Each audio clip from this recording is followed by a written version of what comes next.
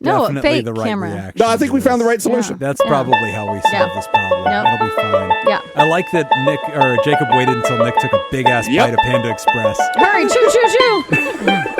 What does Israel have to do with this? Choo, choo. What? Nick's hand is up. Nick's finger is up. Counting down. That's for silence. Wow. This is Pod Therapy. Real people, real problems, real therapists. You can submit your questions anonymously at podtherapy.net or email us at podtherapyguys@gmail.com. And now, broadcast from the chair, and that's Jim, that's Whitney, I'm Nick. It's time for some Pod Therapy. Great job. Reward yourself. Take another bite. I think you've earned it. Thank you. Oh, I will. Welcome I feel to like I a did a good special April Fool's / Nick's birthday. Bum, bum, bum, bum. Happy birthday, Nick. Episode it of could be that just one of those things is true. Therapy. It could just be the April Fool's episode. Ugh. And Nick was Future's never in a lie. born. Never. He was hatched. I like that theory. That works for me. If you would like to hear Nick receive his birthday surprise generously provided by our TheraPal audience. Birthday surprise. You guys are Was it awesome. Jacob jumping out Thank of a you cake? so much. Yeah. Jay, we're still cleaning up cake. It's everywhere. He gets that every year. That's not a surprise. Yeah, that's part of the deal. That's fair. That's what it is to be friends with Jacob. You just get naked Jacob and a birthday cake. Also, never a full-size cake. It's just a normal cake. Yeah. Just over the front? Just his Yeah. dicks in the cake. That's the whole front bit. It's my dick in a cake. Dick in a cake, baby. Patreon.com/therapy. And now Nick is able to microwave a cake. Now he can Wow. microwave a cake. If Yep. you'd like to find out what Nick's special gift was, A microwavable cake. patreon.com/therapy. He did get a cup of noodles. You can did. also find out who has won our Mad Marchness sushi bet. Woo! A winner, I guess a loser. 'cause, I know, you like- Yeah. so a loser has been declared. And Jacob, this sushi restaurant that you texted us, that looks fantastic. I think let that me might be a see. winner. It is a minimum Okay, but of you can't have $1,000 for a table I don't understand how with you a can have reservation. both. For the first And time it ever. seems It's nice. always been just sushi. No, And we now, decided that it's both. You came up with more ideas. You generously added more. Now we've come up with them. yeah, I think the aviators For are on every the road beer for you the next hold. 7 months. I will order one less sushi roll. There's a social hour meant. It's fine. Let's see. I I love think it. this is a great idea. This is awesome. Patreon.com/therapy. We always record up to an hour extra show. It's more of a hangout. Get to know the hosts. Have some fun with us. Patreon.com/therapy. You can support mental health. It's a wonderful cause. But we've got some great questions for today's show, and also some exciting new sponsors who have brought some support that's to fun. the show. We're really excited for it. So some real heavy hitters. All right, great. So Pod Therapy's That's awesome. finally hit the big time. I haven't baby. heard We about are this. This is exciting. Mainstream. So exciting stuff that Good. we're going to be having in between the questions. But the first question today, dealing with the conflict of shame and values. Hi, Jim, Nick, Jacob, and Whitney. Whitney. You guys are awesome. Thank you for all that you do. Thank you. Thank you so much. Hey, great We're question. doing some We're more gonna take a trivia quick now, break. and this is going to be great. Got sponsors, bye. I have a question. How do I deal with a sense of shame and conflicting values? I was raised very conservatively in a religious immigrant household.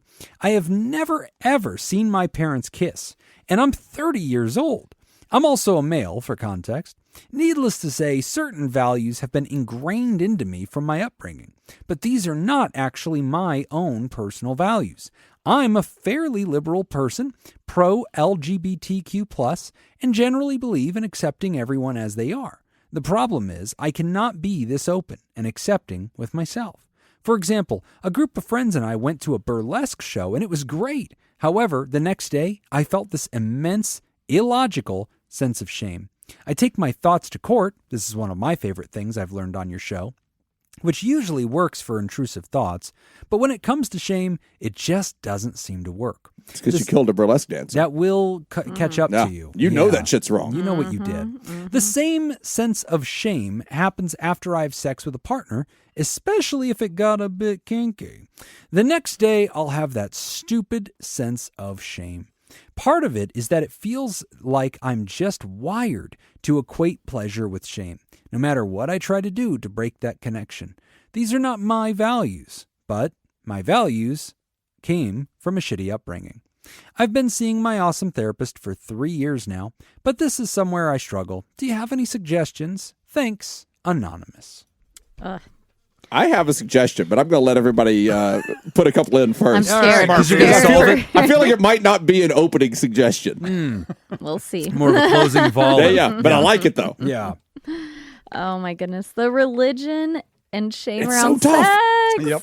It's so tough. Because, I mean, the writer says it feels like I'm just wired to equate pleasure with shame. And you kind of were. I mean, in my opinion, and I'm trying not to overgeneralize, but at least my experience with Christianity and I'm sure other religions, but my only experiences with Christianity, and I feel like they do kind of wire you that way.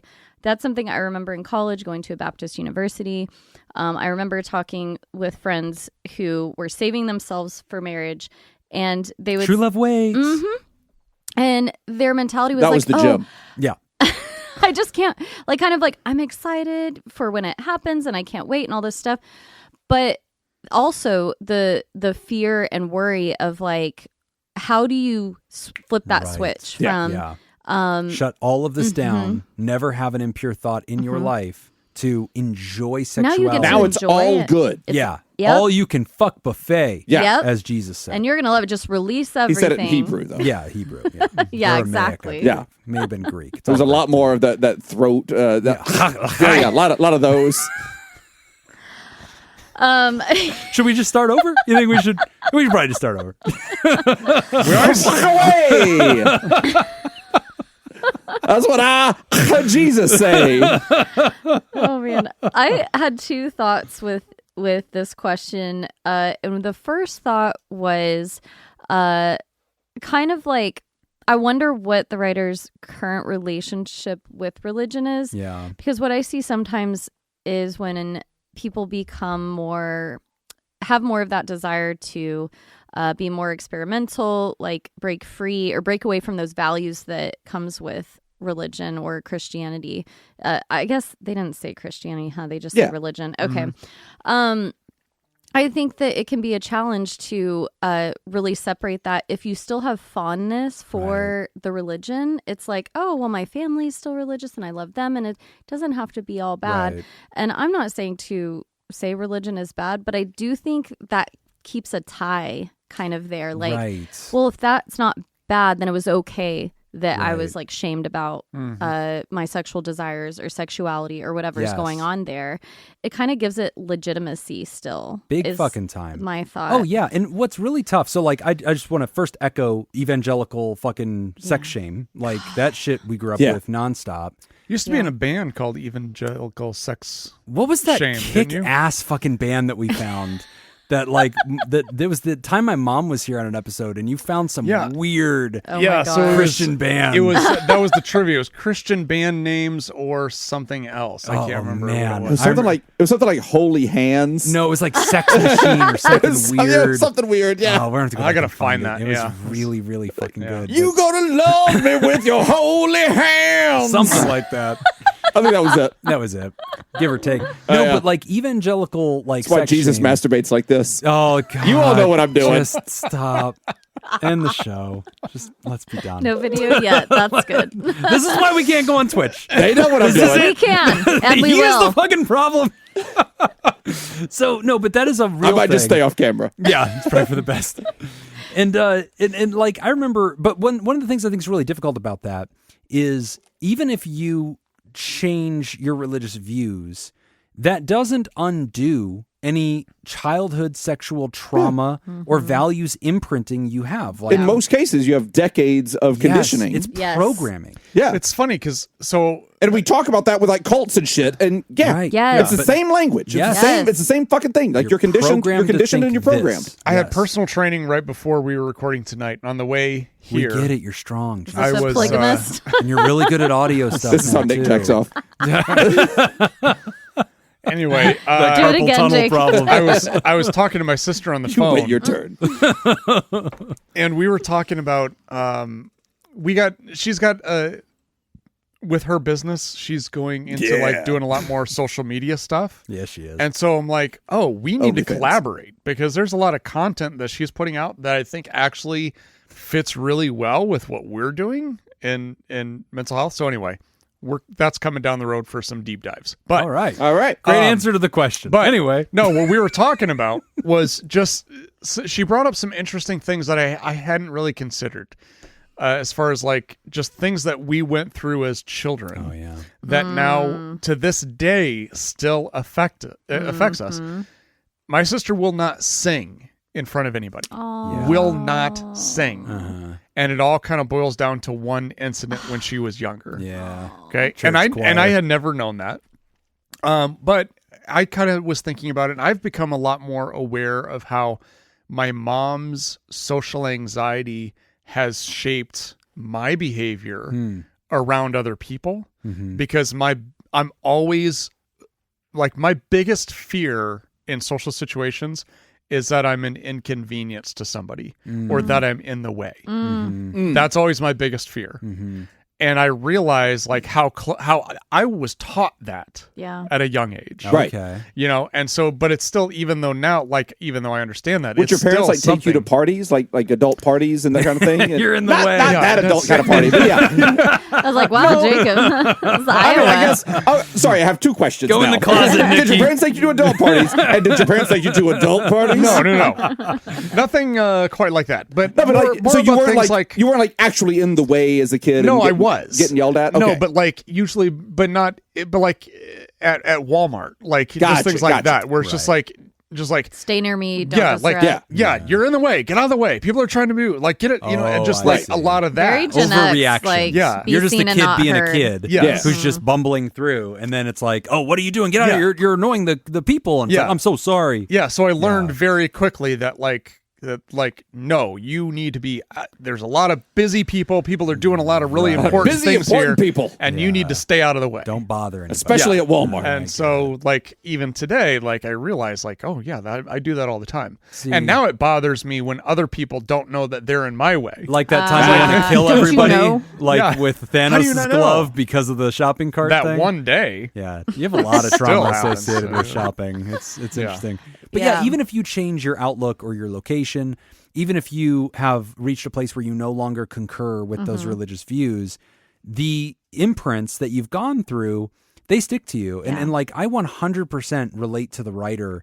Like, I think that same kind of thing of like spending your entire young, teenage years and my early adulthood absolutely convinced. Yeah. And like evangelical Christianity, when I was growing up in it, at least my flavor of it that I grew up in, man, you could do almost anything and that would be better than if you had sex. Like there were people up there talking absolutely. about like, I used to be Louisiana, a like, drug dealer, but now Jesus saved me. And people Yep. are like, that's such a great story. I was a gangbanger. I killed a man. Like nobody gives a shit. That's so but if you true. were a teenage but I didn't have boy, sex before marriage. that Or was girl. it. The girls would in our church. girls the girls were worse. Well, in our church, it wasn't like that. In our church, the girls were protected and the boys were bad. And it so was the girls like, were objects. well, yeah, And They were boys are I mean, it was predators. dehumanizing Yes, to them for like, sure. They are a special object to Yeah. be held apart until they get married. They are a and then they're prize to be person. gotten. Yeah. And like the You're in boys control will of steal predate. them. Yeah. Okay. And like they'll don't talk to the boys. The boys all want one thing. Yeah. It's like you raised us in this church, like we're all little boys, and it's like no, you're all perverts. That's and like your being son. told, yeah, exactly, from like a really young age, Yeah, that he's a you've got pervert. these desires in you. They're gonna spring to life one day, and you're just gonna be a fucking rapist. And like it was awful. Yeah. And then if you were a couple or anything like, and you did have sex, and the youth leaders found out about it, they would fucking publicly ostracize. It was. I remember this happening to horrible. people when I was like 12 and 13 years old. I would see this happen in school. I think by the time I was seeing this happening, I wasn't going to church very much anymore. I was probably a little older than 12 or 13, actually, now that I'm thinking about it. I might have been like middle school or young high school. Okay. But I would see this happen in school, and people coming in, like they would be boyfriend and girlfriend on Tuesday, and then on Wednesday they'd be in and talking about how like the youth pastor said they needed to spend time apart, yep. and like all of these things. Yep. And she would be the girl would be 100,000 million % slut shamed Yes. by her church. Oh, wow. Yeah. And it was so upsetting. It was horrible. It's Yeah. terrible. And Yeah. then you develop a complex. Yeah, of course you do. I spent a lot of my 20s really struggling with that. Yes. And like people who are fucked up from this shit when they were a Yes. kid, of course you're fucked up from this shit. Like I was hardly in it, and I'm fucked up from this shit. terrible. Like it's easy to get fucked up from this. This Exactly. is not a weird thing to be fucked up by. This Yes. is a reasonable thing is. that literally people have been crafting for thousands of years to Oh, make yeah. you feel shitty. And it And works. to control. Yeah, that's all it ever Yeah, was. that It was is mind it. control, and it it is fucking thousands works. of years of work to make you feel like a garbage person. And that's it it. works. And then what's really tough about I'm having it a week too- where I'm not happy with religion this week. I get Actually, I it. might be able Oh, to yeah? say. I might think you're should allowed. say that. Yeah, March It's not Madness just is here. usually Little when I asterisk. question It's not religion, just this too. show. I'm having a rough time with religion this week. Well- I'm not happy with it in general. Questions like this bring it to the forefront, but then it's tough because I think unlearning that, writer, you're doing some good strategies like taking the thought to court, right? Because like what cognitive behavioral therapy wants us to do is identify the meaning we're attaching to these things and question that and try to unravel it. But it's tough when it's this visceral, like emotional connection, and like shame is a tough son of a bitch to beat. It doesn't surprise me that the technique of taking the thoughts to court is not working in this particular situation. 'cause that's very cognitive. Yes, Yeah. and it's not.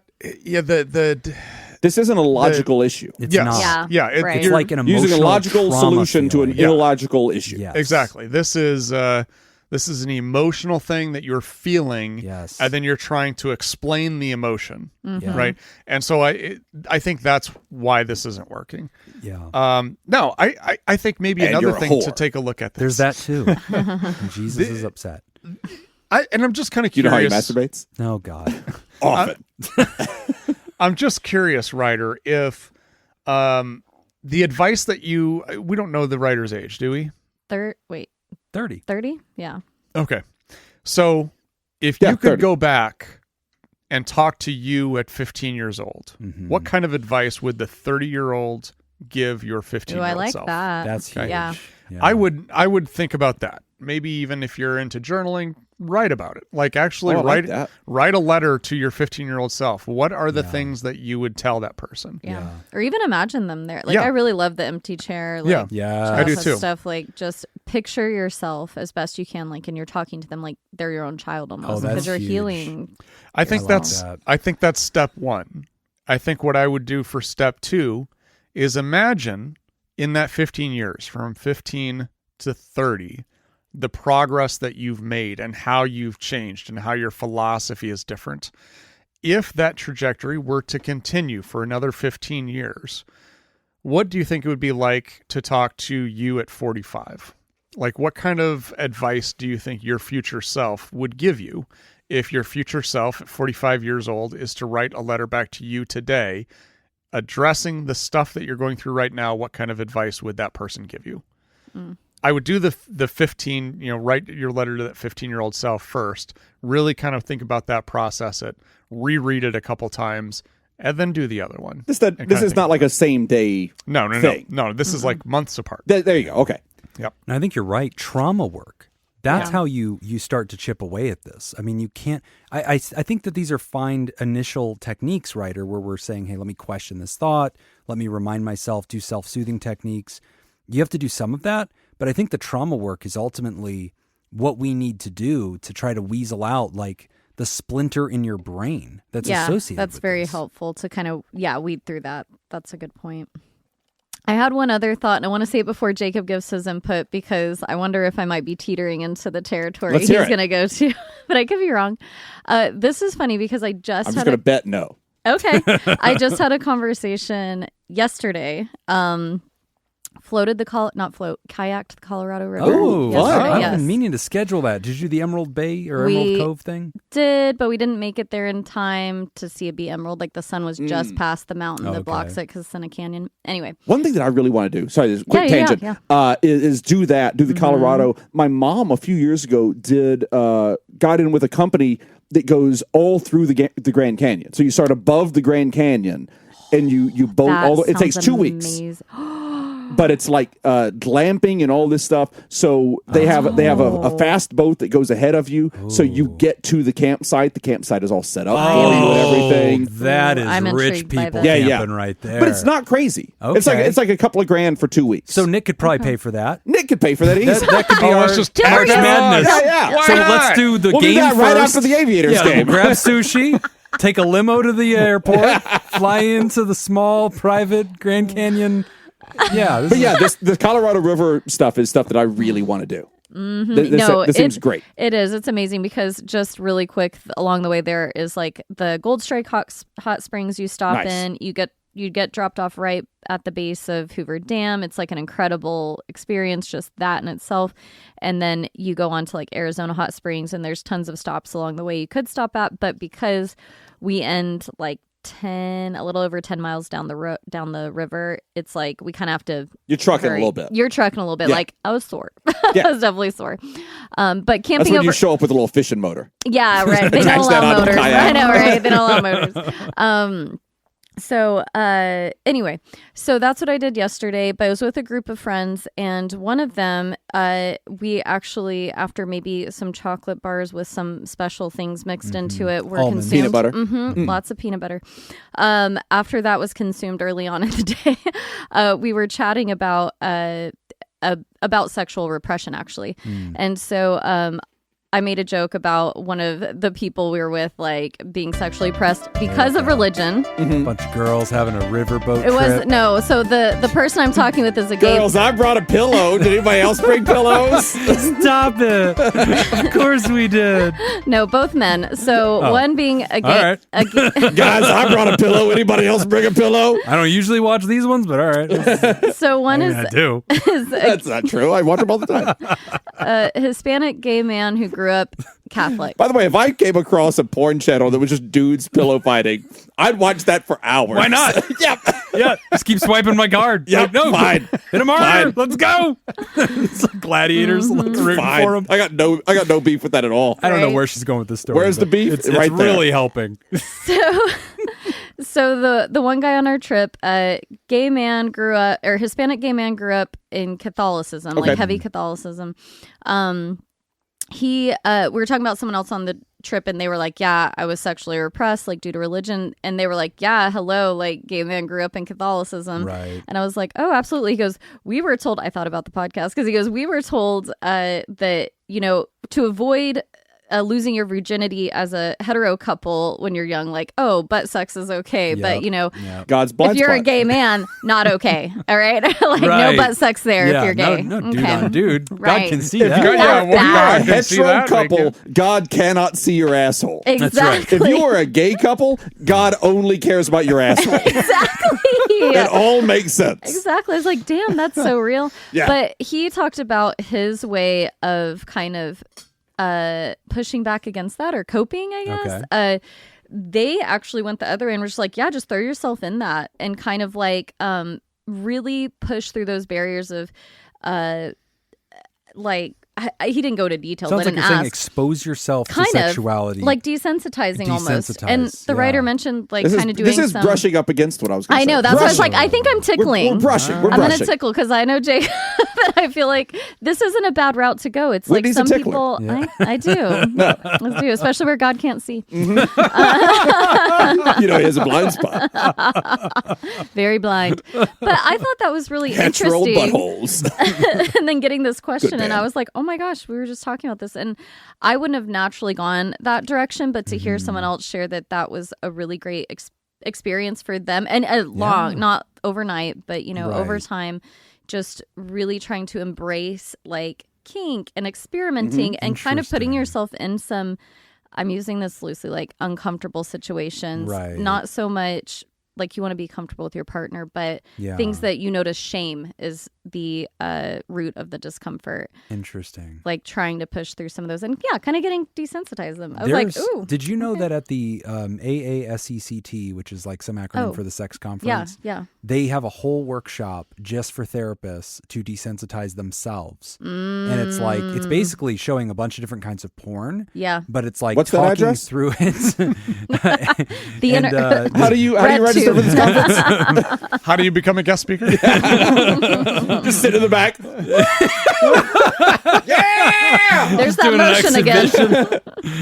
My name is Jacob Smith, and I'm here to teach you everything. I will desensitize you. So what is your suggestion here? Yeah, Jacob. My suggestion is kind of branching off a little bit with Whitney there. Because, Jay, you mentioned, you didn't get into any specifics, obviously, but you mentioned a little bit of kinky, what you call kinky sex, whatever that means to you. Yep. And you mentioned that shame is kind of tied in with pleasure for you. And I mean, this sounds like I'm making a joke, and I'm really not. Maybe explore a little bit of that kink, pleasure, shame world. You know, maybe explore a little bit of that BDSM world. I mean, there is a reason that people get into this stuff. Yeah. And a lot of what you're talking about is a lot of the cited reasons for a lot of these things. Yeah. And so I would... And I think that it's healthy. I really do. Because you're taking something that right now brings you discomfort. It brings you shame that you don't appreciate. Right. And you're taking that.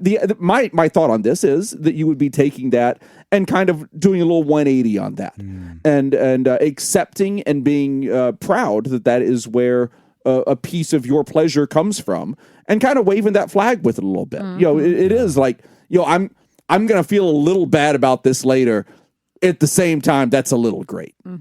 Yeah, I like or the just changing your exposure thoughts therapy. around that. Like, Yeah. I think that's I important think that's while what you're it'll in do. it. I think that's exactly what it'll do. Right, like is it will change your consciously thoughts. being like, this feels good, and like letting that thought win. Nothing's wrong about this. Yeah. No, I love that suggestion. Yeah. I think there's a lot to this. Obviously, consenting and all this stuff Of and all course. these Everything things. Yeah, you being want correct. partners that are on board with this. But yeah, I think and, all and these whether things. it's stretching your appetites or whether it's, you know, just engaging in sex in this intentional way that is not just accidental and then dealing with the emotional hangover afterward, but sort of approaching sexuality with this intention where you're telling yourself, and there's like a little bit of a pregame pep talk of like, what I'm doing is good. There's nothing wrong with this. There's no shame in this. This is beautiful. This is fun, and it's okay. Yeah. Right. And like doing that self-talk, you know, and also I think that being able to talk it out with other people. I love that the writer has a therapist, that this is something that's been discussed. I really think that kind of stuff has to be worked through.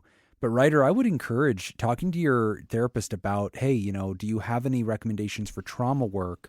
A lot of times we sweep this under the rug because it just feels like a cultural thing. Yeah. But honestly, like you look at other things that you could inherit from culture, like chauvinism. A lot of cultures are just masculine dominated. They're taught this is the way it is. You grow out of that. You look around the world. You say, no, as Ryder did, my personal values do not align with that way of thinking. Right. I want equality in my relationships. I want to treat, you know, my female friends, you know, equally, things like that. But then you find that you just naturally don't, or like you have natural ways, and you have to resist that.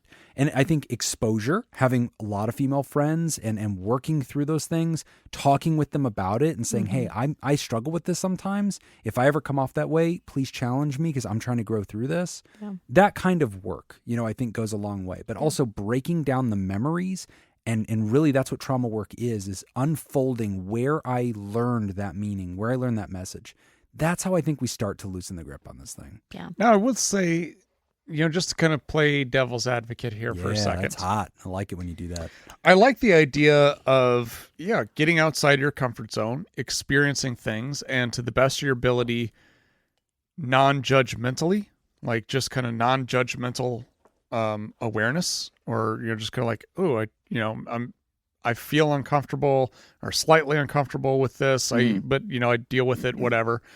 But it's also okay. It's okay to be uncomfortable with things too. Right. And, to just kind of understand that, like, you can try, you can, just be yourself. And if it's shame, I think that's one thing. If it's just something that's like, I just don't feel comfortable with this. Sure. Don't feel like you got to continue it either. Yeah. If that's your truth. That's just where you're at. And there's nothing wrong with that. And I guess that's kind of, again, where the non-judgmental piece comes into play, which is just like, okay, this kind of makes me feel this way. Right. It's neither good nor bad. Right. It just is. I just feel that way. And that's how it is. And just from the letter with taking the thoughts to trial and everything, I'm kind of assuming, I think that the writer is a very logical person, kind of an XYZ type, just a real, what's the word I'm looking for? Anal. That's it. It's always it. How did you not think of that? Come on, Jacob. Analytical. Good job, Jim. That's what I said. Yeah.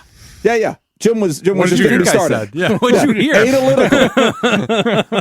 The writer sounds like a very analytical person. Yeah. And so I'm betting that they might be able to kind of get ahead of this in their own head a little bit with some of these techniques. I like that. What I liked about Nick's suggestion is almost like maybe trying to better identify those feelings to sit in them. And it doesn't just have to be shame, but maybe pull out the wheel of feel, you call it, feeling wheel, I say.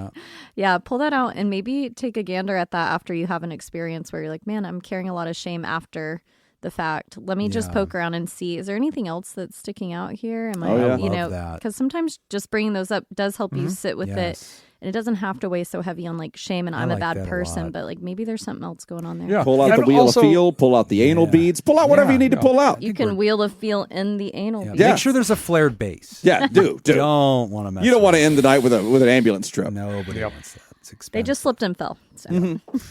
Great question. Onto this Lego Thanks Eiffel Tower. For letting us. As long as it's flared base. Yeah. I mean, but if it's Lego, you probably want to have it hot glued first. But we are going to take a quick break. And when we come back, we are discussing Who Am I? You're listening to Pod Therapy. Today's episode is brought to you by Smitty Scoop, Mason Miller, Tess Miller, Byler T, Harris, Team Monaco, Oscar Swanrose, Hannah Marie, Emma Kane, and Myra. And if you would like to sponsor the show, become a therapy producer at patreon.com/therapy. And now, on to a word from our sponsor. Are you feeling vaguely something? Like your plants are judging you, or maybe you just saw a pigeon and it felt too significant? Then you need BetterHelp. What's BetterHelp? With BetterHelp, you can text, chat, or video call with a mental health provider from your own home. Our algorithm will expertly match you with someone who has definitely heard of feelings before and is or was at some point probably a licensed therapist. I love how convenient it is. I can be in my pajamas, finally confront my fear of flying, and get completely unrelated targeted ads from every major airline on my social media. And if you don't click with your therapist, no problem. You can swipe away and get someone new, just like a dating app. BetterHelp is sort of like Tumblr, except one is a predatory tech company monetizing human loneliness, and the other can get you laid. Try BetterHelp. We pay therapists starvation wages so you can pay the exact same amount as if you had just found your therapist on Psychology Today. But what if I'm feeling suicidal? Not a problem! At BetterHelp, we have a special Go Fuck Yourself program for anyone who is actually struggling with serious challenges. We just block your account and send you on your way. BetterHelp ghosted me when I got too sad, so now I don't get sad anymore. BetterHelp sent me $10 as part of a settlement with the Federal Trade Commission for selling the data from my sessions to third-party advertisers. Now I've got $10. BetterHelp, the free market result of the federal government failing to publish insurance. Sorry, I'm going to start that over. BetterHelp, the free market result of the federal government failing to punish insurance companies for violating mental health parity laws. Shit, almost got through it. The previous bit was a parody. BetterHelp is not involved with this podcast. Don't fucking sue us. I was losing my shit because he is way too fucking good at that.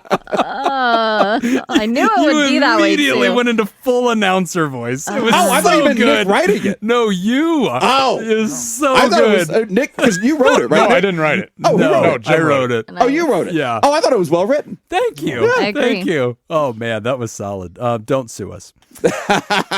All right, next question. Yeah, I think if you say don't, then they can't. Right? I think that's Right, all that's it. I think if they ask, Hold on, I got this. yeah, Please don't sue us. there it is. Oh, so kind. There it is. Yeah. And if you use BetterHelp, whatever, keep doing it. We don't care. Yeah. It's fine. They're big enough. They can take a few shots in the jaw. It's Yeah. fine. Who am I? Hey, Pod Therapy people. I, pronouns are she and her, am Thank you. listening to your show for a while, but this is my first time writing in. English is not my native language, so I hope what I'm typing is going to make sense. Please feel free to adjust or shorten if necessary. So far, you're doing great. So far. About me in a few sentences. I turned 39 this year, am happily married, and our son will turn 6 in April. I have good friends and an interesting job that I learn a lot in. Given all this, I should consider myself lucky, and most of the time I do. But of course, there is a reason I'm writing in. I had a happy home during my childhood, but school has been hell. If was an outsider most of my school life, I was an outsider. Yep. I was an outsider most of my school life and only escaped after I graduated, which is a problem for me as I have no friends from my youth. My friends I do mostly know about my ex-boyfriend.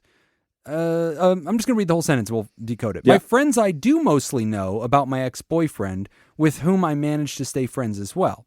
I think her friends. We're friends with she her has ex. friends with that were friends with her ex. Yeah, mutual friends. There Yeah. you go. As I've broken up with him many years ago, they could have easily taken his side, Yeah. but they stayed with me as well. So I could assume they do actually like me. Still, I'm always fearful that they might not even know me, especially since after most of us have families, we don't find too much time to meet up. Furthermore, I feel like I don't even know who I am anymore and who I just pretend to be so people like me. I don't find any style fitting me and would like to investigate if my behavior is really part of my personality or if I might just be people-pleasing. Sorry for the long text. Hope it makes sense. Thanks for all you do, Anonymous.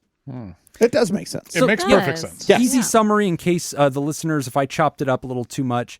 The writer's talking about feeling lonely, trying to make friends, but fearing that they're sort of masking and creating a facade to win approval because the people that really might know who this writer is are from a long time ago, lost touch with them. And then there are some mutual friends with like an old boyfriend, but maybe those are also not authentic anymore. This is very common. Oh, for so a common. lot I of think people. I think the writer is expressing a reality for a lot of people here. So relatable. Jeez. Yeah.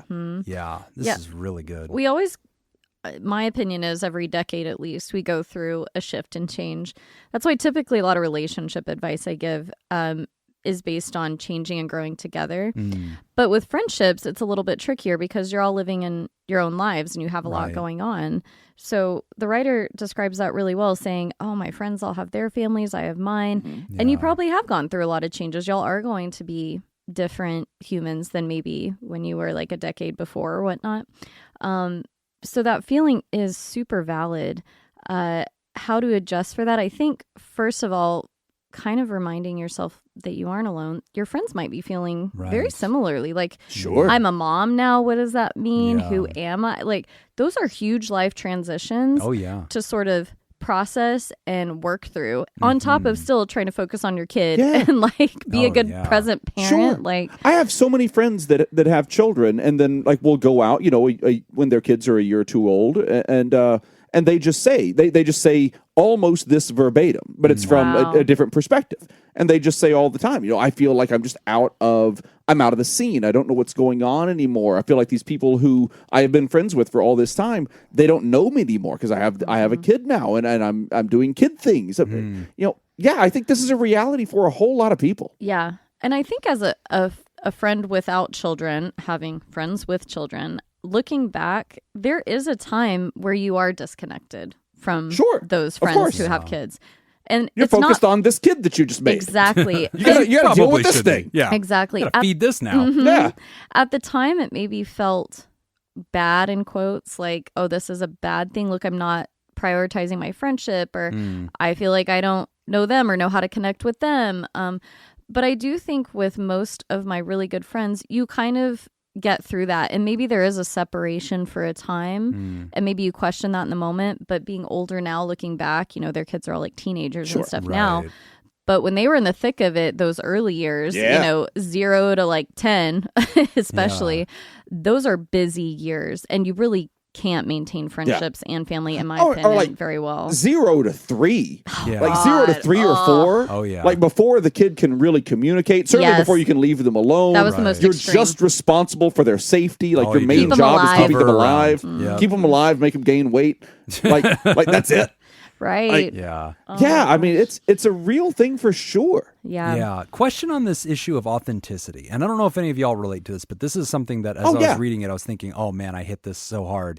Have you ever made different groups of friends and they're like each group, it's a different version of you that kind of gets a little bit more emphasized in that group? I have Totally. different nicknames based on when I met different friends. Oh, And then really? They whenever have different you- nicknames Yeah, for you? they have different nicknames for me Oh, that based on when I happens. met them. Like my there's probably gosh. 50 people out there that call me Rambo of all things. Yeah, because no, the first that makes day sense. on this gig, I was wearing camo pants. That'll do it.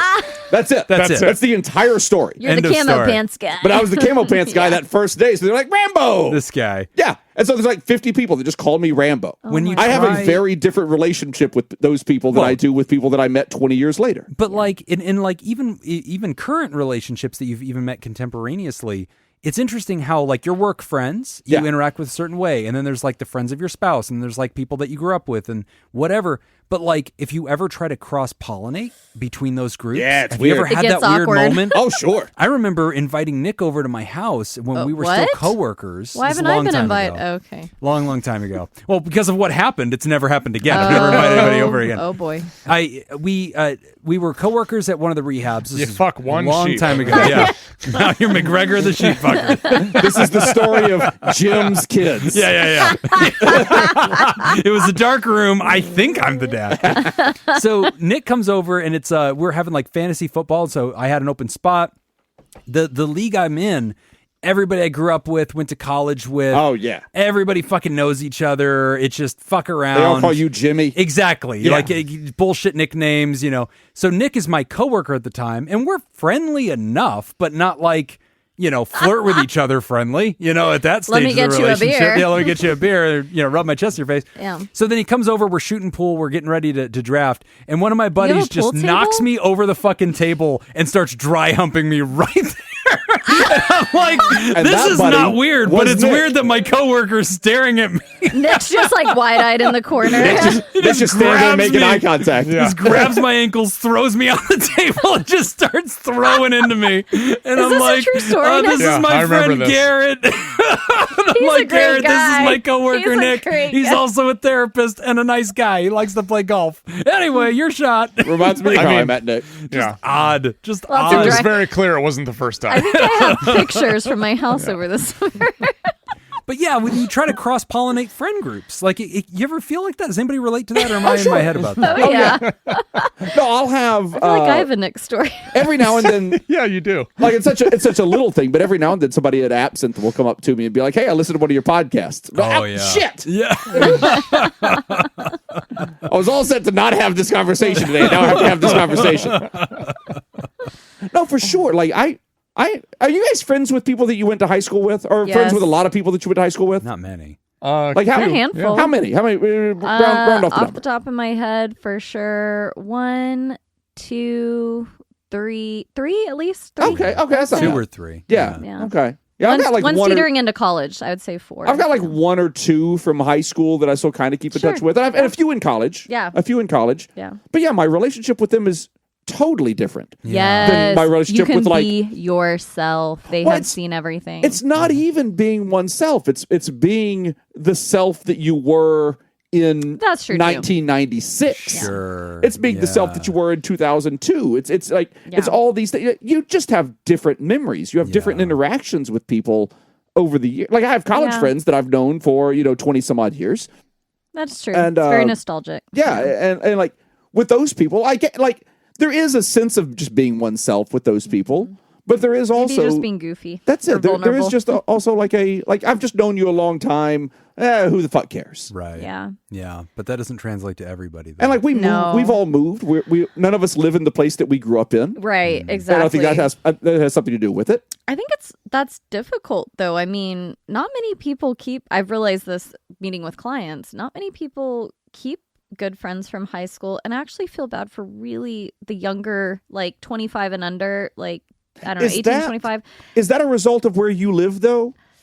Is that a result of Vegas being kind of a transient town, or is that? Do you think? I have no idea what the answer to this is. I know. Is that Vegas being kind of a transient town, or is that more common? I don't think across the country. That's probably part of it, because I do think that the relationships are much looser, and I'm noticing in the younger generation, it is. I mean, and again, it might be just anecdotal, but they are all just acquaintances. Yeah. And, like, there's not these deep... These connections. Because they meet in so many other ways now. Yeah. And, like, they have techno relationships. Or and do you it's hear this interesting. sometimes? Like, I had a client once who was from, like, the Midwest, and they were like, oh, my friend's from back home, and they were really young, like 20, 21, but it's their high school friend.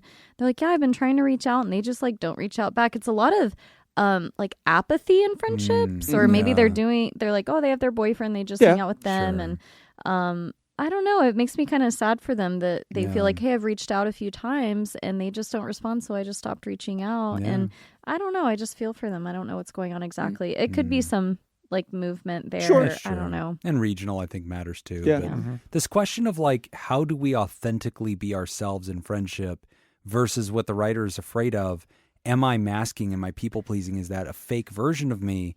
I struggle with that because in every sphere of my life, there's a different version of me that's presenting. Sure. Like the friends I'm trying to make, like when you go to UNLV and you teach, right? And like I'm goofy for a teacher that's a little bit more outgoing, but like not pod therapy, Jim. Jesus fucking Christ, you know, and I'm terrified that the students will find it. I know some of you fucks did, and I've told you to stop listening to this shit. It's not good for you. Also, that goes double for all the patients. Yeah, all of them too. But like that's another one, which actually the other day, so I was in a session. I shouldn't tell the story, but fuck it, I'm going to. And this person was like, "Yeah, you know, I'm really concerned. My young adult son, he's in his early 20s. I think he's going to marry his girlfriend because she's like really religious and he wants to have sex with her. And they just announced they're getting married like in 2 weeks, like in early April." And I was like, oh no. And it's like, she's really religious. He goes, yeah. I was like, look, I think they can at least wait until after April. And he goes, why? And I was like, well, you should sit them down and explain it's only right that Jesus comes before they do. Bingo. Yes. Yeah. And luckily this person listens to the show. Yeah. You're like, I can like, be this, all right, Jim. Yeah. I know you're capable of this. Yeah. And we're cool. Yeah. And I was like, man, that was a huge creative risk. Yes. You're like, Nailed it. I would have loved to have been that patient, and I would have just not said anything. Just stared blankly. I just let you sweat. Just sit there. Just been like, just stare at me. deadpan. The Lord Jesus Christ does not think that is funny. Like, I kind of think he does. I think Do you know how he masturbates? Oh, Lord. But yeah, if the you issue keep bringing of like, it up, I'm going to keep jacking it off. Being the authentic version of yourself in your friendships, writer, part of me thinks, I guess part of me wants to normalize what you're feeling. Yeah. And also kind of legitimize it. Like, I kind of feel expressing a different version of myself to different groups of people is not me being fake. In some ways, it's me giving me permission to experience certain parts of myself. I can be silly ass Jim with pod therapy. I can be more serious Jim with students. I can be, you know, a different kind of guy just when I go out with Nick and like he introduces me to a friend and now we're just watching hockey together. And it's like, okay, Nick's cool. getting like, dry humped in the corner. Yeah, well, I mean, that happens at my house. It's not dry. Yeah.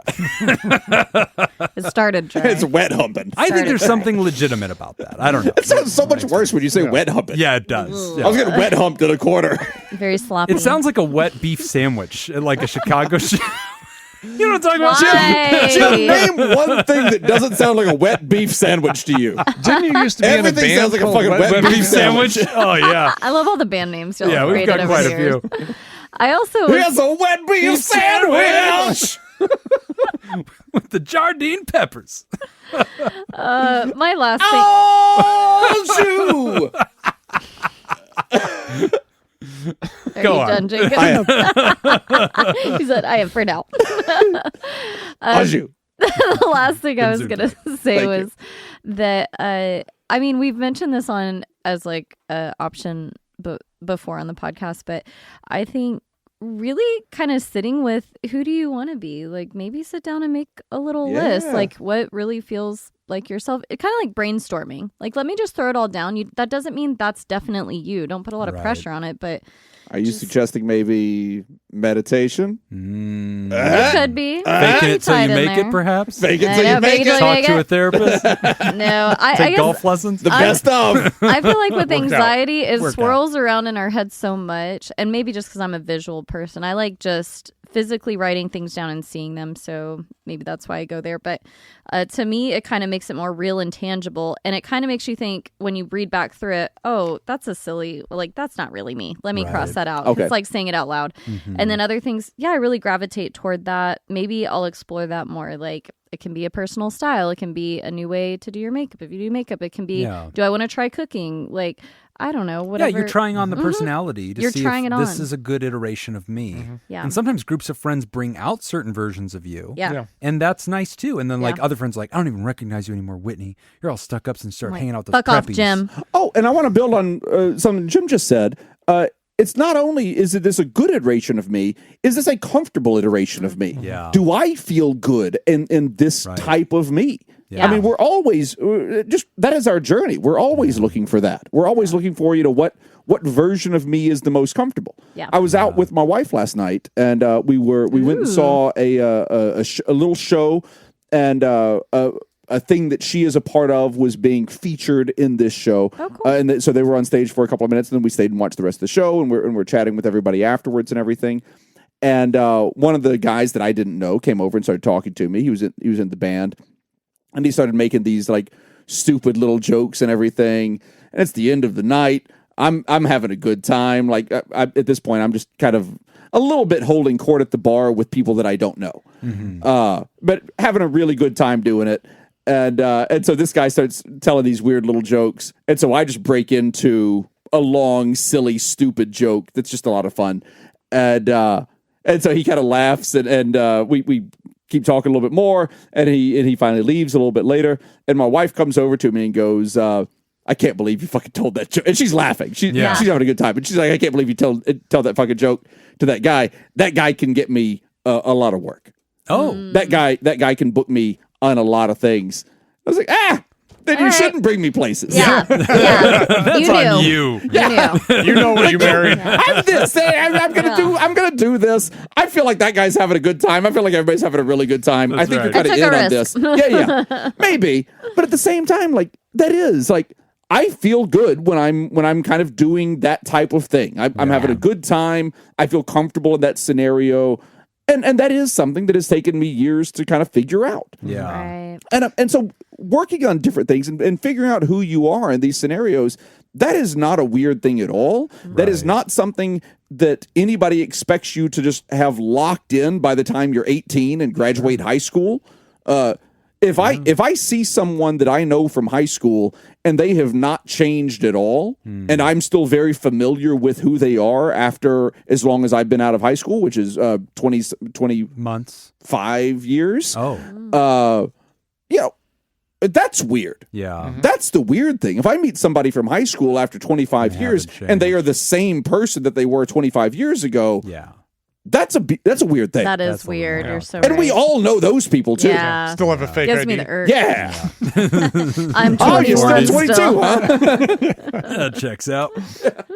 Yeah. No, and sometimes like you meet different parts of your family and then like you start to audition becoming more like them. Yeah. Like for me, I was born and raised in West Philadelphia. And after a bad fight, I moved in with my cousin Carlton and his family, and they lived in Bel Air. Oh, wow. Like really nice, huge house was like Lucky. 5 or 6. You know, like it was Sounds really nicer than Philadelphia. It was very nice. And my uncle is a judge. I mean, just a lot. It's tough growing up as a young black man. It was. Yeah, you know. and going from kind of the rags to riches. Did you type have thing. any interesting stories or maybe episodes? Where you kind of learned lessons, kind of life lessons. I did, in and these I changed as a that happened? person, you know, and like I joined this preppy school, with all the other rich kids, but I feel like I Did you have still to was conform? me. Oh. I did a little, but like I don't know if I ever lost, the real me. Did you ever try turning your jacket inside out? I did. Because sometimes the lining of the jacket I is really enjoy fun. using the lining. I was technically in dress code There because you they go. did not There you go. prohibit that. So, but yeah, That'll show 'em. Smart. That Smart. did. So get around that. Big Jimmy style. Anyway, Ryder, good luck with that. I think that I like you experiencing this because I think you're exploring different versions of yourself. Give yourself permission to do that. Absolutely. Don't question whether you're being authentic. I feel like we're always trying to fit in with every group that we meet. And I think that that's a good adaptation strategy. It's like a human behavior, right? To be in the in-group, you don't want to be ostracized. You're wandering the Serengeti. You come upon a tribe. I sure as hell hope you figure out how to get them to like you fast. And if you feel comfortable with what you're doing and what you're saying and who you are, then, I mean, that's probably a pretty good indicator that you're being pretty genuine. Yeah. And the more you just make that effort, the more you'll naturally bond. I don't know why I just pronounced indicator like that. I was just thinking indicator. Also, it's pronounced genuine, Yeah. I think. I believe is how the correct way. Reservoir. Reservoir. Genuine. I just got a new pillow, by the way. Ooh. I kind of like it. That's nice. Yeah, it's good. We're going to take a quick break, and when we come back, we're talking about cringy responses. You're listening to Pod Therapy. Today's episode is brought to you by Smitty, Scoop, Mason, Miller, Tess, Miller, Byler, T, Paris, Team Monaco, Oscar, Swanrose, Anna Marie, Emma Kane, and Myra. And if you would like to sponsor the show, become a therapy producer at patreon.com/therapy. And now, a word from our sponsor. Ugh. I'm so tired. Are you stressed? Can't sleep? Do you find the sound of ocean waves vaguely menacing? Then you need to try Calm. Calm? That sounds nice. I'd like to be calmer. Our meticulously crafted soundscapes of nature will transport you to a place where your anxieties still exist. But now, with the sound of gently chirping birds. I use Calm every night. I put on a sleep story and lay awake questioning the plot holes and third grade writing quality. And the daily meditations are great. Today I meditated on meditation and realized I need to keep meditating so I can learn to meditate. Can't wait to do it again tomorrow. Calm. Pay us money for something you could get for free from YouTube. But how will I know if it's working? With the Calm app, you can track your emotions with our breakthrough mood tracking technology, which will allow you to monitor how you've been feeling over time. Sometimes I forget to log my mood in Calm, so I write my feelings in my journal instead. But I make sure to pay Calm anyway because they invented the idea of tracking emotions. And Calm reminds me that breathing is good. When I was suffering from a high-conflict divorce, I used Calm's copyrighted breathing exercises. Now I'm dating a 25-year-old Colombian cam girl. Calm. Sure, you could just masturbate and fall asleep to infomercials, but then we wouldn't get paid. The previous bit was parody. Calm is not involved with this podcast. Please don't sue us. Okay, but I really do find ocean wave sounds vaguely menacing. I do too. I don't like it. Yeah. Parody or not, I'm going to get calm. I mean, the ocean could kill you. Yeah. That's, I guess, how I feel. Like, Peter and I stayed in Panama on the beach in this little bungalow, and it was like at night, the waves are rushing in, and I'm just like, it like shocks me awake. I'm like, I don't know if this is like a trauma response. I thought it would be a so great funny. idea to try to sleep on a pier once. Like I was at some it was Catalina Island. It was like a campus by the sea thing in college. And everybody was like, oh, one of the things we love to do is grab the mattresses from the bunk beds and drag them out to the pier and sleep on the pier. Man, you want to come? And I was like, I was a freshman. I was like, okay. Hell yeah. Yeah. So drag my mattress out onto a moldy piece of wood? It was fucking awful. Yeah, no shit. Yeah, just It's like a pier. hearing the crash of the waves. You think it's going to be really relaxing. No. It's too much. It's shocking. There's It's a loud. shitload going on. Like, Yeah. just, no, it's not relaxing The at all. beach is a Okay, I really thought I nice was place to alone. nap. It's not like an overnight sleep place. I don't know if I nap. Maybe, they no, take Peter like a- loves it. He's like, I'm a baby sleeping to ocean waves. I'm like, fuck Babies off. do not sleep in the ocean. They might. when I had a pool, You with don't that know that. back Not in for the day long. when I had a pool, Back in the day. we had a queen size air mattress. Fill that up and Quit just put bragging. it on the pool. Okay. Sleep on the pool at night. Fuck yeah. Kinda nice. Really? Yeah. That is That's pretty amazing. cool. I definitely slept on pool floaties a couple of times in like people's pools in college. Yeah. I definitely did that once or twice. I like It's that waterbed. Yeah. Yeah. Oh my I tried gosh. sleeping on a trampoline in high school. Oh, me too. That was awful. Or the What roof. was her name? I slept on the roof. You know, it used to be called a jumpaline. Then Jim's mom jumped on one I think once. it's Angelina. That's how it's pronounced. Jolene. Cringy responses. To start this question off, I wanted to say that I'm working on getting a therapist. Good. Can't afford an out-of-network therapist, and my in-network ones are pretty busy, but I should have one soon. Good. Keep at it. As time has gone on, my cringe responses have gotten worse and worse. It started out as just an inner cringe. Then I got kind of a tick where I twisted my neck smooth to now say, kill yourself in my head. Obviously, this isn't a healthy response. I don't think I'm worried about actually acting on it. There's no plan or thought to it. I need to break this tick, though. A few times I've said it out loud, and I can't have that happen around other people. So my question is, how do I break this cringe reaction? Additionally, is this something to be worried about? Any advice or practices I should put in place as someone with diagnosed depression saying this to themselves? Thank you for the podcast and answering my question. I look forward to the pre-show and episode every Wednesday. Oh, good. Oh, good. A sponsor. He and him pronouns. Thank you very much. So shouting in your head, kill yourself whenever you're talking to Feeling somebody and they act cringy and they do something weird and you're just Wait, like, is it their- kill yourself. Is it when they're cringy or when the person feels? It might. Oh, maybe it was self-directed. Is that what they're talking about? I I think it was was self-directed. thinking self-directed. Oh. Okay, good catch. They do something cringy. And And then they're like, "Ugh." oh, kill yourself. Okay, got it. Well, I'm for progress, not perfection. Let's switch that to the Napoleon Dynamite idiot. Maim yourself. Yeah. Yeah, let's change the language first, and then we'll work on it. But yeah, I get that. There's sometimes I think of like just some cringy stuff that like I've said something and then I'm like, oh God, it just makes me so uncomfortable. Yeah. I think classic therapist, sitting with it and just kind of, it's like the wave. Yeah. Just let it wash over you. You said it, it's done, it's out there, and Yeah. what people think, they're going to think. I find it easier for me because I act like a cringy asshole most of the time. So I'm Okay. just used to it. I'm Yeah. desensitized by now. Yeah. We were going to So- talk about that later. Yeah. Actually. Yeah. Thanks for I not wasn't. doing it We on wrote air. letters. Not like, Yeah. damn it. Who wants to go first? Yeah. I wasn't going to say fuck all to her. Just accept her as she is. But I feel like, I don't know, did y'all ever do this where there's a time in your life, especially when I was in my 20s, where I almost sought out like uncomfortable situations, or maybe not sought out, but just was like, yep, here we are. Like, I don't want to shy away from it because you like get things out of it. I don't know, growth and okay. shit. I don't know. Yeah, so you wouldn't avoid awkward Right. encounters. I almost liked, not liked, but just accepted it, like radically You accepted embraced it. awkward Yeah. encounters. And maybe that's how eventually I did end up working with juvenile sex offenders, because when that opportunity was presented to me as a like 25 or 26-year-old, like pretty young, I was thinking, if I can work with JSOs, then Right. I can work with any population, because that is the most uncomfortable thing I Yeah. imagine, or one way up there where you're talking to teenage boys about their sexual experiences in Sure. detail, and the shameful ones, right? Quote, Right. shameful ones.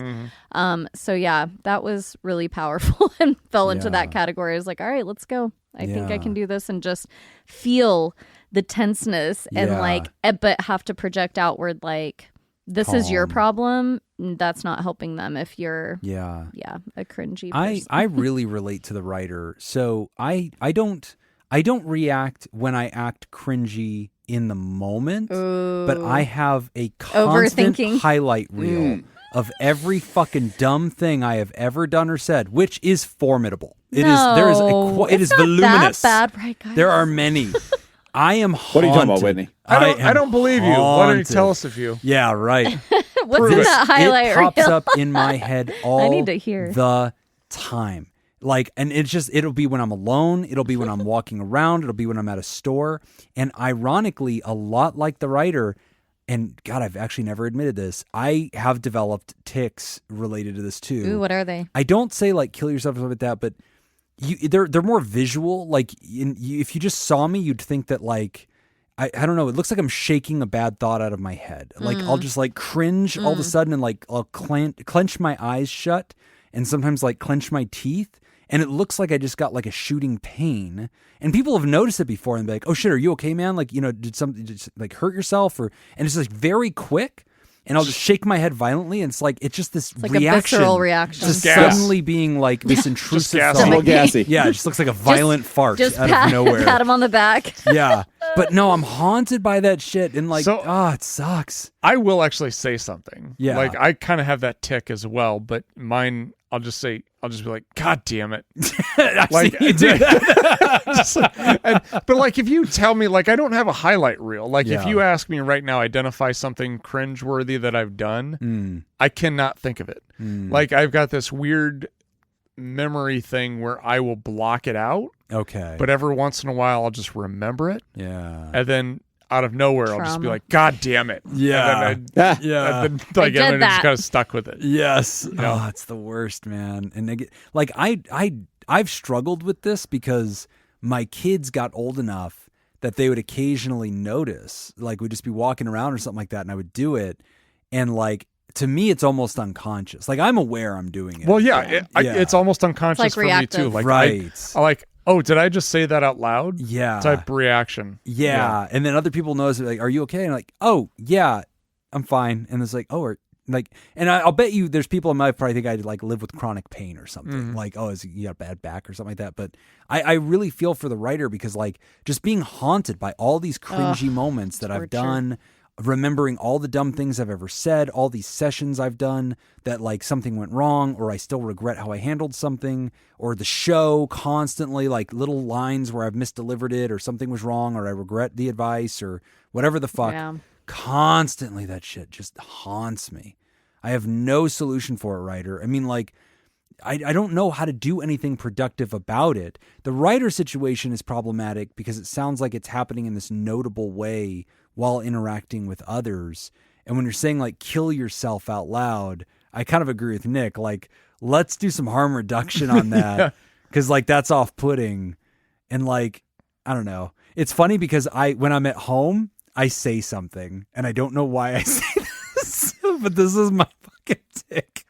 Like when I'm walking around and stuff like that, it's this inaudible like clench. When I'm at home and like I suddenly get like intrusive thoughts, which is bigger than cringe. Like for me, it's like when I get really intrusive thoughts, like because they're constantly like just machine gunning in my head. Call your children whores. Yeah. Bad things. I'll shout in my head, or I'll shout out loud. I'll like cringe, but I'll say out loud like something just like from any hardcore rap line. Like I was like, "Fuck the police." Like I don't know why, and I just like shout it. Wow. And it's just like this fucking, just like, what is that guy Butters from Jacob's South Park? face is like so shocked. I don't think I've ever seen Jacob You so laugh like into the mic. stunned. Jim could yell. You did not see that The coming. thing that he Fuck yells the police. is the late last century rap lyrics. I don't know why. It just spits out of me and just like, oh. I like that though. That's a fun one. It's Just start something. rapping. It just distracts me. It's like, Well, it's I kind don't of a know, release, like 'cause biting your Sun lip. just Gotta hold me lightly. Clench it. Hallelujah. Feel Because like a harpoon. Word to your mother. I know, but it is a buildup, right? Like Yeah. the cringing is like a tense. Oh yeah, in your it's body. visceral. Yeah. The regret, and it's just like, oh god, and just by the way, writer, Nick said something years ago Oh. that stuck with me a lot, and I've come back to a lot of times to like help myself practice Therapist forgiveness. Nick. There it is. Yeah, no, you go ahead. My one big hit. Use your bit. It's a good Ooh. bit. Remind the people. Dick has been in me. There it is. There it Does is. it create Yep. a treatment plan? Yeah, the thing that I remind myself, writer, is that treatment plans All right. are an intervention. Don't be afraid to use them. Two things. That was funny, and fuck you. I finally got a funny thing, guy. Yeah. Yes. No, so I always, because there's always those moments where you think of, and it's usually a public moment. Like you just do something, and you're like, You feel embarrassed. oh my God, that was so embarrassing. And it's our worst moment, and we remember it. Yeah. But if you were to ask somebody, like, what their worst moment was or something, they think everybody else knows it. Right. But if you were there, you would have no memory of that event ever happening. Yeah, if your best friend, if you asked your best friend, like, hey, do you remember some of my shitty Hall of Fame moments? They'll be like, no. Yeah. Do you remember mine? It's like, no. Like, I can't remember my best friend's, like, most embarrassing moments. I have no idea what they are. I killed a hobo once, and my friends fucking remember it. Well, yeah. They do not let me forget. Yeah, it comes that's up fair. all the That's fair. time. Do y'all's cringy moment? Maybe this isn't cringe, and this Who's is just... picking up the tab? Jacob. Jacob is. Killed a hobo. You killed a hobo. Hobo killer over there. Rambo's going to do it. No, it's not that group. It's a Different group. Maybe this is just straight up embarrassment or regret, but I feel like the things that stick with me are not so much those things. I think I can really sit with like most people don't give a fuck about what you did like forever ago. Mine are things where I feel like if I messed up or did something that was embarrassing, but if I wouldn't have done it, like the outcome would have been so different. So like you mentioned things you said on the podcast, like, oh, I messed up that piece of advice, or I wish I would have said this. I sit more in that like, oh, I should have said this. And that would have then changed these other things for me in the future. It's more like I don't know how to describe that, but like how that would have impacted Domino the next effect. thing. Yeah. Like more than just that embarrassment. Yes, like effect. yes. Yeah. I'm like, oh, because that was a happens terrible sometimes. movie. No, it wasn't. That movie fucking rules. You're an idiot. Dude, it was deep. It's a bad It was the movie. Battlefield Earth of its time. That is true. Is Ashton Kutcher in that one? Yes. Shut up. That movie is garbage. No, it's not. It It was is great when I was so- a teenage girl. That's it. Yeah. It is so It's amazing. fucking Teenage like Jim thought that was fucking deep. It's I just didn't see that shit coming. jacking off with teenage Whoa. angst is lube. Yes. That's all it is. Yes, we're on the same page. I'm just Varsity singing different Blues tones is of in the voice. exact same category. A Varsity tan. Blues is fucking tan. Fucking tan. Is that your new tick now? I have so many. 90s horror movies. Dan. I got my cat scanned. Anyway, Ryder, this is a very relatable Embrace the cringe. phenomenon. Yeah, That's I my advice. guess. I mean, I wish there was something that I could say about how to not do it. Maybe normalize Being it. conscious Everyone about I it, think normalizing it. normalizing it. Yeah, You're not We alone. all say, I mean, Dumb you've heard shit. me. If you've listened to anything on this or Ice Cream Social or anything, like I say horrible, cringy things all the time. We've cringed on here Yeah. from Jacob, and You then he have just makes to- a joke. You out of have to just keep moving. embrace it. There's nothing else to do. You can't go back and fix it. No. You can't go back and change it. And I do. I'm with you on this too, Ryder.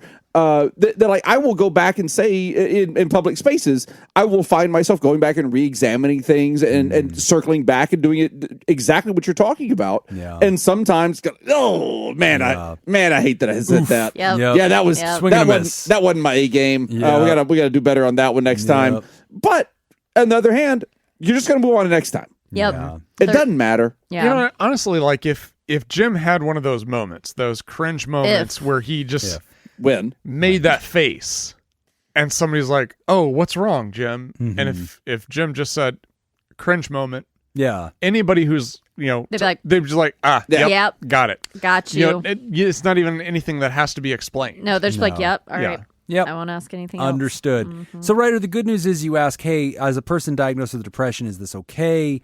Should I be worried about this? No. I feel like it is very relatable. I would encourage you to adjust what you're doing as self-expression so that there's no, kind of like wrong understanding among other people. Yeah.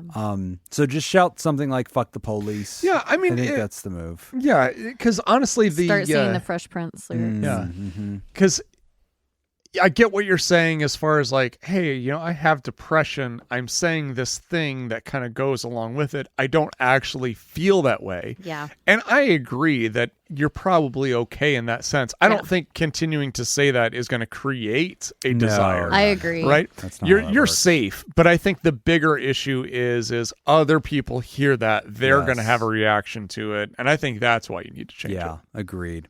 Anyway, Ryder, thank you for this question. It's very relatable, sadly so. Yeah. And, I don't think it's sad, honestly. I think it's just how we work. Just I'm humans. exhausted. Yeah, with it. I think acceptance is the answer to this. Yeah. I really work on do. my acceptance.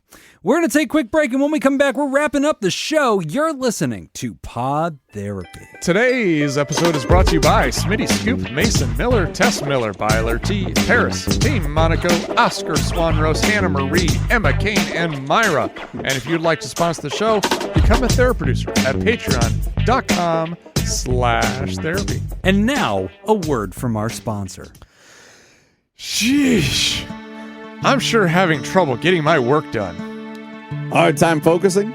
You probably have attention deficit hyperactivity disorder, or ADHD. And Cerebral is an online company that can diagnose you in less than 15 minutes and send amphetamines to your house in days. No, I don't have ADHD. I'm just a little behind at work after getting back from rehab last week. Recovering from addiction? Did you know that many ADHD sufferers have also experienced addiction? That's why Cerebral uses a state-of-the-art honor policy. When we ask you if you'll abuse the controlled substances that we're going to send you in the mail. I saw a TikTok video about ADHD symptoms with a link to Cerebral. In one Zoom call, they diagnosed me, and within a week, I had a 90-day supply of Adderall. I used to be so distracted with all the money I owed my meth dealer. But now I'm focused on starting my own small pharmaceutical delivery business. My son struggled in school due to his ADHD, but we couldn't find a pharmacy with any medicine in stock because of the sudden influx of adults getting diagnosed online and prescribed the pills. That's when I turned to Cerebral and got myself diagnosed so I could speed up the process. Wait, didn't Cerebral stop prescribing Adderall after the Department of Justice investigation alleged that they were distributing unauthorized controlled substances and fined them millions of dollars? And didn't the Federal Trade Commission fine them again for selling patient data to social media platforms and for making it nearly impossible for customers to cancel their memberships? Sure! And you forgot to mention the fines from the New York Attorney General for faking our online reviews and deceptive business practices. But did we mention we are in network with most major insurances and are somehow still in business? Try Cerebral, an online medical and therapy company who settled with the Department of Justice with a non-prosecution agreement. Previous bit is parody. Cerebral has nothing to do with the show. Please don't sue us. Jacob, you're too fucking good at these. We need to do this as a bit. This needs to be an ongoing fucking bit. That's great. I guess I should read them ahead of time. So good. I do have a complaint, though. I don't like my character development. Okay. I Here's the love thing. it. Okay. I had the first line in every one of these. You did. And the first one was sighing dramatically. Sigh dramatically. The second one was, ugh, I'm so tired. And the third one is, sheesh. Oh, You're very exasperated. He's putting so much mustard on this shit. Like, it just doesn't need that much. You're overacting. Nick likes mustard. What can you say? Mustard therapy. We just need some Spicy. acting coaches, okay? I think we can get an acting coach in here. I think I nailed it. We could tidy this Red up. leather, yellow leather. Oh, boy. Well, listen, as we get to wrap up the show, it's the first of the month. Wake up, wake up, wake up. It's the first of the month. Time April to Fools. announce all the theropods. Like the Dark Lord himself, Jim Sfasha, University Jeff, Robert Paulson, Polygon, Richard Bruins, Linda Brandmeier, Scoopstronaut, Joseph Pengrazio, Corey Owens, Christine Phillips, Gavin Bristow, Carrie Terhart, Kiwi Fruit Scoop, Take It EV Podcast, James K, Craig Little, Don Dorr, Jim Hunter, Scoopatron, Todd Canfield, Felicia Butler, David Sorensen, Shayla Bullock, Lauren Izzo, Adam Petanuzzo, Matt Lenegren, Scoopator Ascending, Lee Popsicle, Ian Soto, Jessica Cyphers, That Josh Guy, Mama Ninja Scoop, James Dawson, Sarah Olo, Grumpy Lake Mead Park Ranger, Sam Buck, Karen McCulloch, What Weekend, Some Nobody, Lila, Be Gay, Do Crimes, Kelly Gagner, Nippy, Brian Emra, Matthew Johnson, Alec Lancaster, J.D. Congan, Julius Capel, A Literal Pickle, Andrea Savadra Molina, Matthias Vanderbrandt, Max the Ginger Scoop, Ken Tinsley, Chemist, Protect and Scoop, Smells Funny, Stacy, Matthew Kubik, Duffy the Slowly Getting Their Therapist Bear, Chad the Safety Lad, Walker Fluke, Joel McMillan,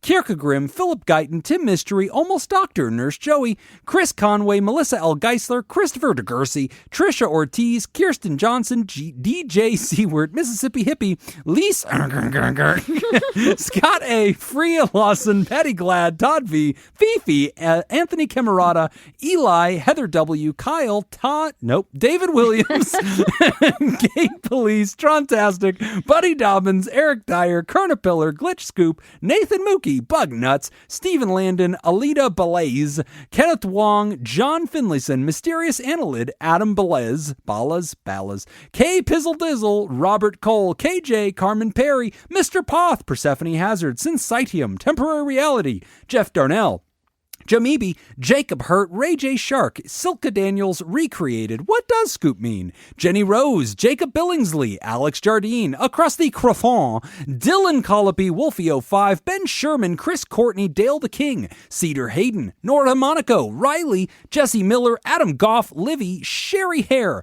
Kevin Tribe, Linus Hakasan, Terrible Tay, Acrylic Curve, Grace, Itty Bitty Chicken Farmer, Sam, Yagan Keeley, Kay Matthews, Chili Food, John Caravadas, Zachary W, Fish Bum Fish, J.W. Reynolds, Michael F, B.J. Palazzolo, nailed it, Foxy Sally, Ty Evans, Neck Pubes, and Matthew Connor. And the Pterodactyls, Ice Blue Scoop, Brian Lehman, Scoop Brady, Andrea Anderson, Scoop Lindsay, Frozen Cusser, Lori Elsroth, Cy Shanagan, Scoopy Just, Okie Scoop, Dank Butta, Brooks Lyle, Adam Ribchik, Lovely Spark, Mr. V, Jim and Manu, Adam Warren, the offices of Counselor and Counselor, Manuel Cavazos, Chick-fil-A. That's the best. Chad Mag, RT, Mommy Damate. So whoever Chick-fil-A is, I command you to upgrade to Theraproducer, so we have to say this every show. Please, it's worth the $10. That's amazing. Put that in. As we wrap up the show, we want to remind you. Yes. As we wrap up the show, I want to remind you, you can sign up at patreon.com/therapy. You can get that extended show ad-free a day earlier, as well as enjoy our live chat Discord community and our weekly deep dives, interviews, skill shares, research roundups, and rants. This week, you can dial in and hear a Theraproducer interview with Dr. Ben Dawn. Yes. Longtime homie of the show. It was a very good, little trip down memory lane for the boys. He was surprisingly insightful. Wow. Yes, that's pretty cool. Good. All right. Get to hear some stories of Nick and Ben in college. So. Fun times.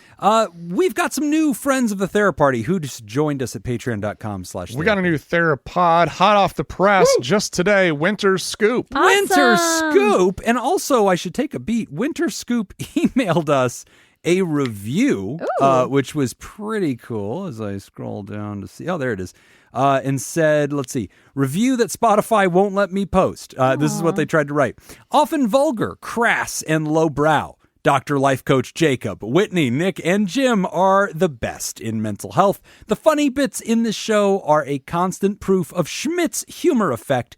Everything is understood better because of it. True. What a nice thing to say. Thank you very much. You. Somehow get that shit somewhere. Go to Goodreads if you can't get anything else, but we sure do want it on Spotify. But anyway, we'd like to thank the benevolent, revered, generous, and flagrantly pro-therapy diehards who love you all so much they give till it hurts. The Therapartners, Dirty B and Pickett, and we want to thank our bosses, the mysterious and shrouded Illuminati members of the fan club, the Theraproducers. Thank you, Jake Schneider, Myra, Robert Brownie, Jr. Mint, Smitty Scoop, Judy Schneider, Kayla Lansbury, Malia, Leon Kassab, Mason Miller, Richard fucking Macy, Carolyn Albert, Kevin Chamberlain, Tess Miller, Sammy Scoop, Ben Stanley slapping your face, Sarah Smith, Adam Hathaway, Byler T, Mike Helm, Paris, Darren Cunningham, Lib, Team Monaco, Thunder Cougar Falcon Scoop, Heyo, Oscar Swanrose, A Sunny Boy, Slurpy Kai, Motherfucker, Sandra McWaffle, Dan Martin, Hannah Marie, Andrew Langmead, Emma Kane, Alina, Cody the DeLorean Guy, Sam Cohn, Brady Malachek, and Gabriel Adame. If you would like to hear this episode uncut and unedited, and why wouldn't you? Those are words and everything. Everything Nick just said are words. All of that. God damn it! Go to patreon.com/therapy. And thank you for supporting mental health. That's all the time we got for this week's session. I want to thank our landlords, Matt and Mattingly's Ice Cream Social Podcast. And thanks to those of you who contributed to the show today. We really appreciate it. And thanks to the microwave on behalf of Nick. Remember, Pod Therapy isn't something to keep all to yourself. Share the episode with the world. You can tag us on the socials when you do. It's at PodTherapyGuys on Instagram, Threads, and Twitter. It's /PodTherapy on Facebook and Blue Sky. And don't forget about all the extra goodies at patreon.com/therapy. You should submit a question to the show. We are running low. Ask anonymously at podtherapy.net or email us at podtherapyguys@gmail.com, or you can click the link in the episode description to be taken to our anonymous Google form page. I'm Nick Tangeman. Jacob just ran out. I think he's grabbing my stole your microwave. Go, Nick, go. Nick's running out. Go, Nick. Go, run. That's Whitney. I'm Jim. Goodbye, everybody. Bye. don't even know how to turn off the running. music. No, we're just gonna be dancing. Who knows? I hear giggling, maybe screaming. I think they're having a I don't tickle know. fight. We're just Jacob tickle comes fight. sprinting back into the room. Everything's fine. There's just a shattered box on the Yeah. floor. Buy one like a real man, Tangeman. Goodbye. Bye.